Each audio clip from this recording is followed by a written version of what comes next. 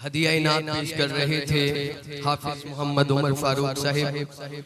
आज की हमारी इस खूबसूरत तकरीब के पहले शरीक जो आप हजरात के सामने तकरीर फरमाएंगे,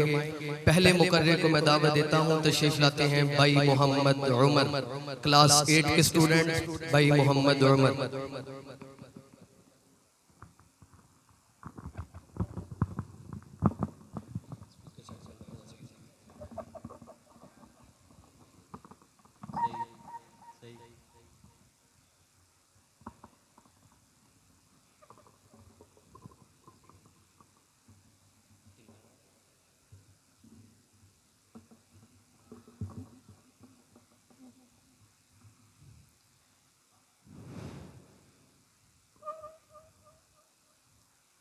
नहमदुहु व नुसल्ली व नुसल्लिमु अला रसूलिहिल करीम,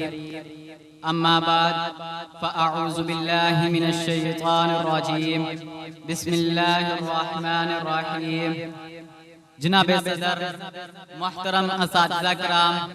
और मेरे हम मकतब साथियों, अस्सलामु अलैकुम व रहमतुल्लाहि व बरकातुहू। आज मुझे जिस मौजू पर लबकुशाई करने का मौका दिया गया है वो दरअसल मुझसे और आप सब से एक बहुत बड़ा सवाल किया गया है कि क्या हम आज़ाद हैं। जनाबे वाला, इस सवाल का जवाब लिखने के लिए जब मैंने कदम उठाया तो मेरी निगाहों के सामने हक की बात करने पर मौत का तोहफा कबूल करने वाले बहुत बड़े बड़े नाम आ जाते हैं। मेरे दिल में ख्याल आया कि ऐसे वाक़यात तो हर मुल्क, हर वतन, हर देश, हर मट्टी, हर जगह हो जाते हैं, लेकिन फिर मेरे ख्यालों में वडेरा शाही आती है, मेरे ख्यालों में तालीम आती है, मेरे ख्यालों में करप्शन आती है, मेरे ख्यालों में अदालती निज़ाम आता है, जो मुझे ये सोचने पर मजबूर कर देता है कि क्या हम आज़ाद हैं।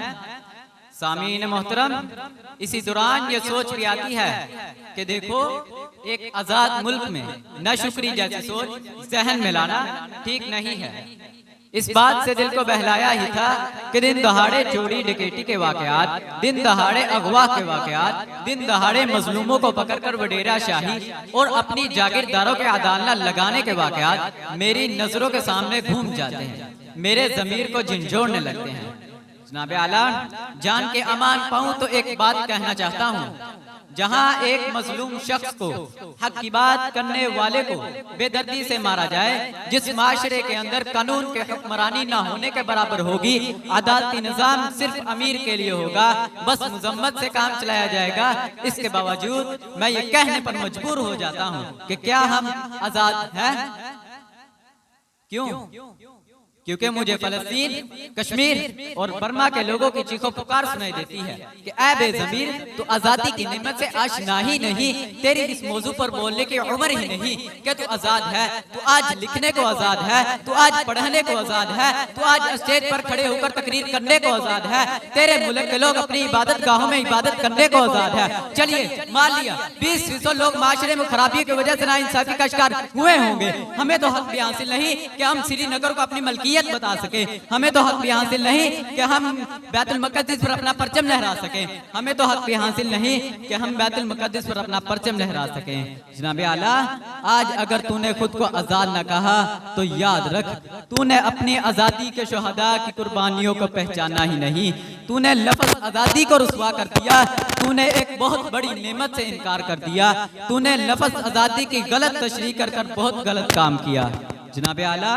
ये चीखें, ये आवाज़, ये पुकार मेरे कानों से टकराती है, मेरा वजूद, मेरा बोझ बर्दाश्त करने से इनकार कर देता है, मैं कांपने लग जाता हूँ। आखिरकार मैं इस नतीजे पर पहुँचता हूँ कि इस महफिल में बैठे हर शख्स को दोनों पहलू बताकर फैसला आपके ऊपर छोड़ा जाए कि क्या हम आज़ाद हैं।